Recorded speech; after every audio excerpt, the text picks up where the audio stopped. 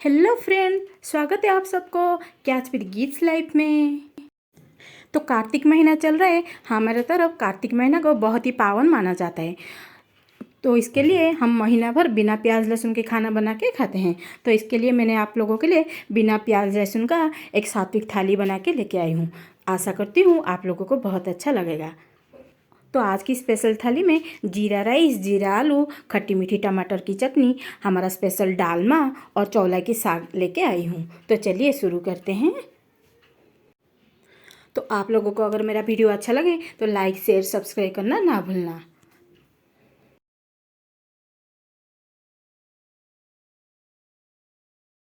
तो सबसे पहले हम जीरा राइस बना लेते हैं। उसके लिए मैंने कुकर गरम कर लिया, उसमें 2 चम्मच घी डाल दिया, उसमें थोड़े से खड़े मसाला ले लिया जैसे कि तेज़ पत्ते और थोड़े से दालचीनी, थोड़े से लौंग, थोड़े से काली मिर्च।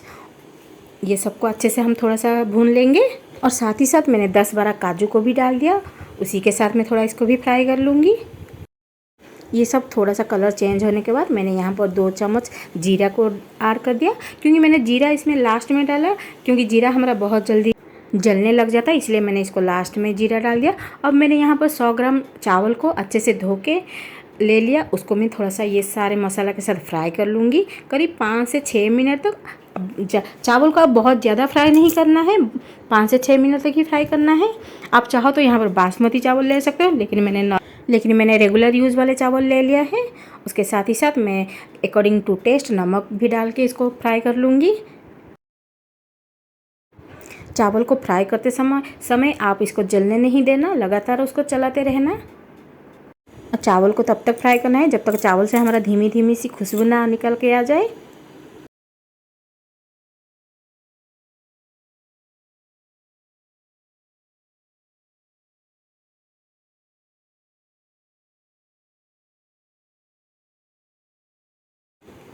चावल को मैं करीब 6 से 8 मिनट तक फ्राई किया है।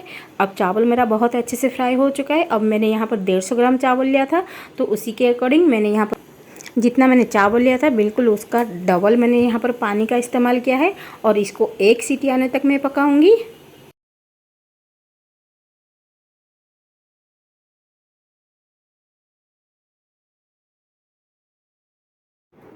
अब राइस हमारा एक विसल दे दिया है। अब मैं उसको नीचे उतार के रख दूँगी और ठंडा होने के लिए छोड़ दूँगी।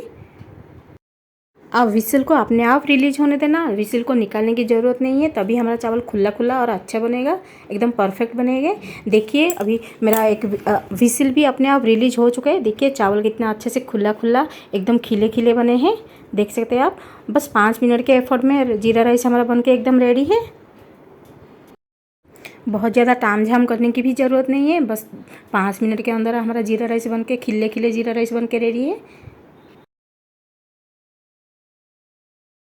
अब मैं अपना दूसरा रेसिपी की तैयारी करती हूँ, जिसके लिए जो कि हमारा उड़ीसा का प्रसिद्ध डालमा है। मैं उसके लिए आधा कटोरी मूंग दाल और आधा कटोरी तुअर दाल को अच्छे से धो के आधा घंटे के लिए भिगो दिया है। अगर दाल को हम आधा घंटे के लिए भिगो देंगे तो फिर हम सब्जी के साथ दाल हमारा एकदम परफेक्टली पक के रेडी हो जाएगा।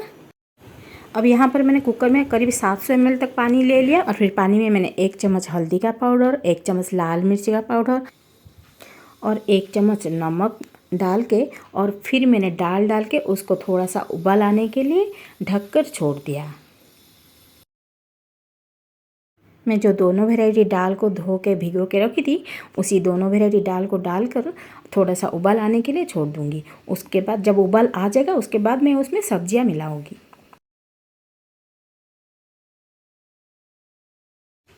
आप देख सकते हैं दाल अच्छे से उबल चुका है।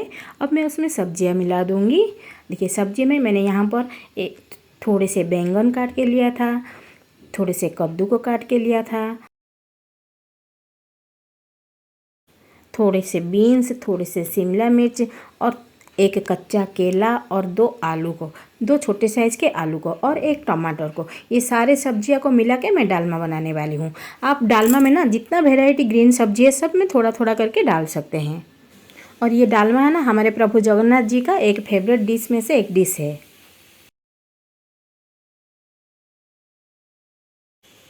अब डालमा को मैं कवर करके 1 सीटी आने तक पकाऊंगी। एक ही सीटी काफ़ी है डालमा में हमारा। क्योंकि मैंने दाल को आधा घंटा भिगो दिया था और सब्जी अभी सारे हमारा एक विसल में पक जाएगा, बहुत अच्छे से पक जाएगा। देखिए हमारा एक विसल भी दे दिया है। अब विसल को अपने आप रिलीज होने देना, आप अपने से नहीं निकालना। एक विसल में ही दाल और सब्जी हमारा बहुत अच्छे से पक चुका है, देख सकते हैं आप। और इसका कलर भी कितना प्यारा आया है। अब हम डालमा का मसाला बनाने की ओर चलते हैं। उसके लिए मैंने ले लिया एक कढ़ाई में 10 से 15 सूखा लाल मिर्च, 2 से 3 चम्मच जीरा, आप चाहो तो धनिया का भी ऐड कर सकते हैं। फिर मैंने यहाँ पर ले लिया 10 से 15 मेथी का दाना। आप मेथी के दाना को बिल्कुल भी स्किप मत कीजिएगा, क्योंकि मेथी के दाना से हमारा बहुत अच्छा मसाला में फ्लेवर आता है और डालमा भी बहुत ज़्यादा टेस्टी बनता है। ये सबको हम अभी ड्राई रोस्ट कर लेंगे 2 से 3 मिनट के लिए।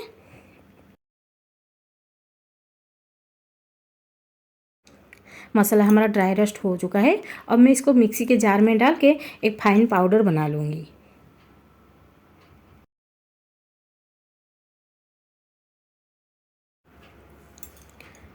अब हम चलते हैं डालमा को तड़का लगाने की ओर। और तड़का के लिए मैंने यहाँ पर देसी घी का इस्तेमाल किया है, आप चाहो तो रिफाइंड ऑयल का भी इस्तेमाल कर सकते हैं। मैंने यहाँ पर कढ़ाई में 2 से 3 चम्मच देसी घी ले लिया।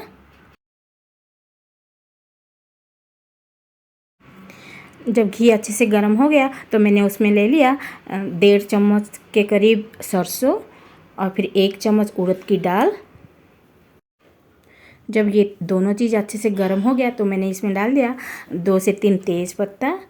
और फिर यहाँ पर मैंने डाल दिया 1 चम्मच जीरा। जीरा मैंने लास्ट में इसलिए डाला क्योंकि जीरा बहुत जल्दी जलने लग जाता है, इसलिए मैंने लास्ट में डाला। और फिर मैंने यहाँ पर डाल दिया 4 से 5 सूखा लाल मिर्च और 2 काट के रखा था हरी मिर्ची। और फिर 10 से 15 करी पत्ता। करी पत्ता को आप बिल्कुल भी डालमा में स्किप मत कीजिएगा, क्योंकि ये बिना प्याज लहसुन का बन रहा है तो करी पत्ता इसमें बहुत अच्छा फ्लेवर लाता है। अब तड़का भी हमारा अच्छे से पक चुका है। अब मैं उसमें डाल दूँगी एक काट के रखा था टमाटर, और टमाटर को थोड़ा सा नमक डाल के हम इसको गलने के लिए छोड़ देंगे। अब टमाटर को अच्छे से गलने के लिए इसको पूरा धीमी आंच पे थोड़ी देर ढककर पका लीजिएगा।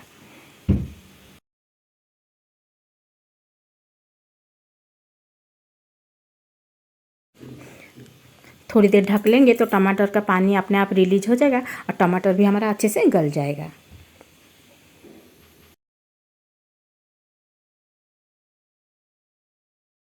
अब देख सकते हैं टमाटर भी अपना पानी रिलीज़ कर दिया है और टमाटर अच्छे से पक भी गया। अब यहाँ पर मैं डाल दूँगी 1 चम्मच लाल मिर्ची का पाउडर। थोड़ा सा अच्छा कलर आने के लिए मैंने यहाँ पर कश्मीरी लाल मिर्ची का पाउडर इस्तेमाल किया है, क्योंकि ये तीखा भी नहीं होता है। मैंने मसाला में ऑलरेडी सूखा मिर्ची को पीस दिया था, इसलिए मैंने यहाँ पर सिर्फ कश्मीरी लाल मिर्ची इस्तेमाल किया है। जब तड़का हमारा अच्छे से पक जाए तो यहाँ पर आप थोड़ा सा नारियल क्रश करके रखा था उसको भी मैंने डाल दिया। अब मैं इसको दाल में डाल दूँगी तड़का को, क्योंकि मेरा कढ़ाई छोटा है। मैं थोड़ा सा डाल के फिर मैंने पूरा तड़का और दाल को कुकर में डाल के फिर अच्छे से 2 मिनट के लिए उसको बॉयल आने दिया। तड़का जब अच्छे से पक जाए तो हमने पीस के जो रखा था मसाला का पाउडर 2 से 3 चम्मच डाल दीजिए, अकॉर्डिंग टू डालमा। जितना डालमा हमारा बना है उसी हिसाब से हम थोड़ा यहाँ पर मसाला इस्तेमाल कर लेंगे। और फिर अब मैं डालमा में जो मसाला तैयार करके रखा था, तड़का और मसाला सारा मैं डालमा में मिला के फिर इसको 2 मिनट के लिए उबाल आने दूँगी। अब बन के हमारा डालमा एकदम रेडी है।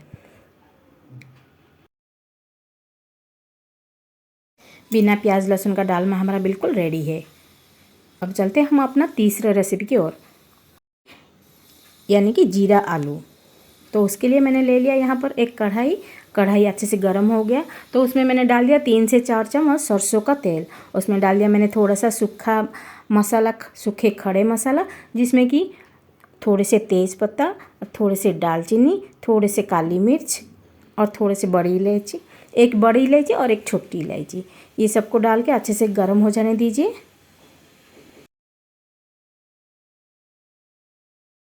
जब खड़े मसाला अच्छे से गर्म हो गया तो उसमें मैंने डाल दिया 1 चम्मच भर के जीरा। फिर ये मसाला में मैंने डाल दिया 1 चम्मच हल्दी का पाउडर और 1 चम्मच कश्मीरी लाल मिर्ची का पाउडर और फिर 1 पिंच के करीब हींग।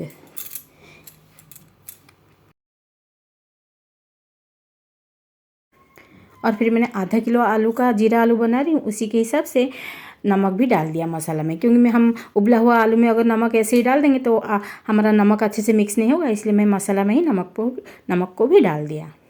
अब मैं पहले से आधा किलो आलू को उबाल के रखी थी, ऐसे काट के क्यूब के साइज में। अब मैं मसाले में आलू को डाल के अच्छे से मिक्स करूँगी।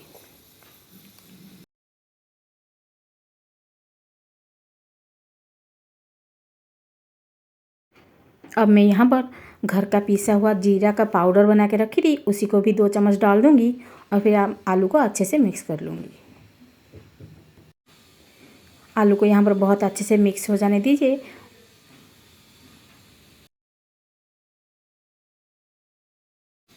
जब मसाला के साथ आलू अच्छे से पक जाए तब मैं यहाँ पर थोड़ा सा 1 चम्मच के करीब कसूरी मेथी को ऐसे हाथ से क्रश करके डाल दिया।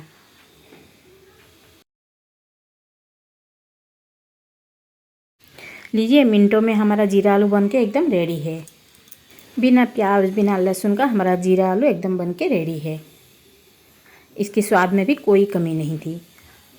अब ऊपर से थोड़ा सा तीखापन लाने के लिए मैंने उसमें हरी मिर्च 2 हरी मिर्च को काट के रखा था, उसको डाल दिया। ये ऑप्शनल है। अब चलिए हम अपना चौथी रेसिपी की तैयारी करते हैं, जो कि खट्टी मीठी टमाटर की चटनी है। तो उसके लिए मैंने ले लिया यहाँ पर कढ़ाई में गरम कर दिया तेल। उसमें डाल दिया सबसे पहले 1 पिंच के करीब हींग। ये रेसिपी में हींग बहुत ज़रूरी है, बिना हींग का ये रेसिपी बिल्कुल अच्छी नहीं बनती है, इसलिए हींग ज़रूरी है। और यहाँ पर मैंने 1 चम्मच सरसों और 1 चम्मच फेनल सीड ले लिया, जो कि सौंफ। फिर मैंने यहाँ पर 2 हरी मिर्च काट के रखा था और 2 से 3 सूखा लाल मिर्च को साथ ही साथ डाल दिया और इसको थोड़ी देर भून लिया। उसके बाद मैंने इसमें 15 से 20 करी पत्ता, ये भी बहुत ज़रूरी है खट्टी मीठी टमाटर की चटनी में। और मैंने यहाँ पर आधा किलो टमाटर को काट के ऐसे क्यूब साइज़ में रफली काट के रखा था, उसको अभी तड़का में डाल दूँगी। और फिर टमाटर में अकॉर्डिंग टू टेस्ट नमक और 4 से 5 चम्मच चीनी और 1 चम्मच हल्दी का पाउडर और 1 चम्मच लाल मिर्ची का पाउडर डाल के सारी चीज़ों को अच्छे से मिक्स करके आप उसको ढककर पका लीजिए। करीब ये 8 से 10 मिनट का वक्त ले लेगा पकने के लिए। इसमें कोई गरम मसाला की ज़रूरत नहीं पड़ती है। अब मैंने सारी चीज़ों को इसमें डाल दिया, जैसे कि मिर्ची, हल्दी, नमक, चीनी, ये सब डाल दिया। अब थोड़ा सा इसको पलट के मैं और ढककर पका लूँगी 10 मिनट के करीब।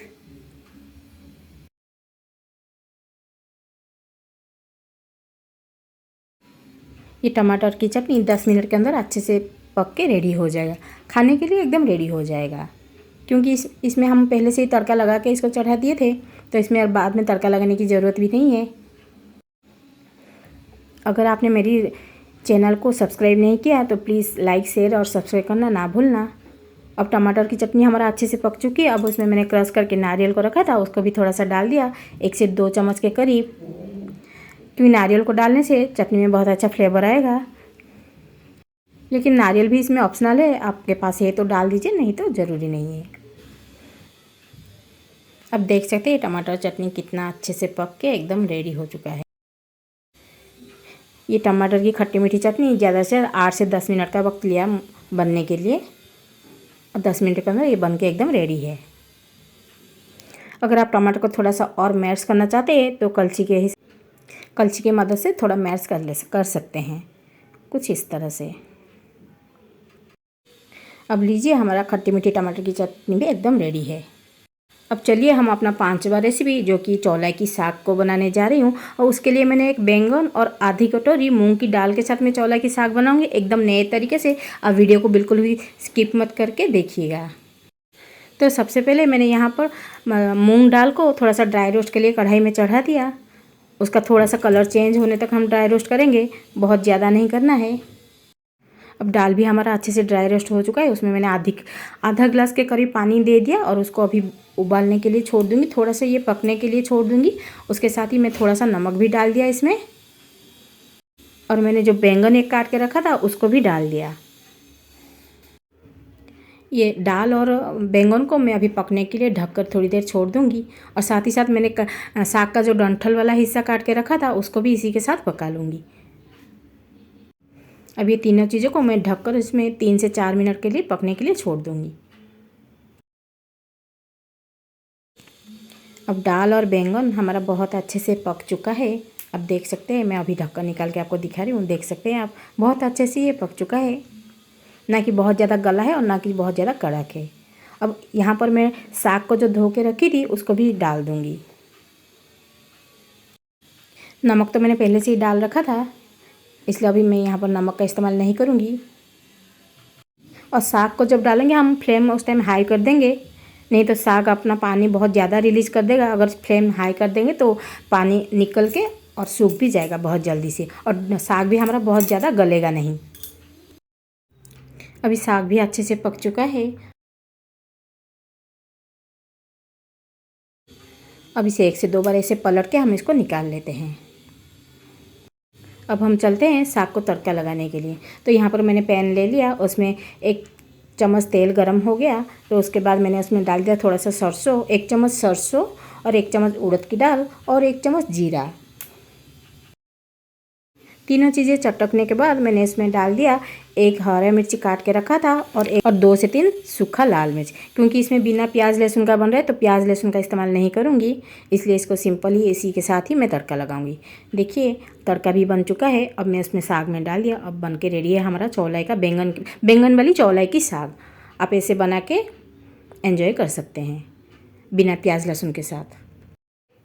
तो लीजिए बन के रेडी है हमारा बिना प्याज लहसुन का स्पेशल थाली। तो सबसे पहले हम इसमें रखते हैं जीरा राइस, फिर हम रखते हैं चौलाई का साग, फिर हम लेते हैं हमारा उड़ीसा स्पेशल डालमा, और फिर हम लेते हैं खट्टी मीठी टमाटर की चटनी, और फिर ले लेते हैं हम इसमें जीरा आलू और थोड़े से खीरा के साथ हमारा कंप्लीट है आज की स्पेशल बिना प्याज लहसुन वाली थाली। अगर आप लोगों को मेरी ये सिंपल सी रेसिपी पसंद आए तो लाइक शेयर सब्सक्राइब करना ना भूलना। Thanks for watching.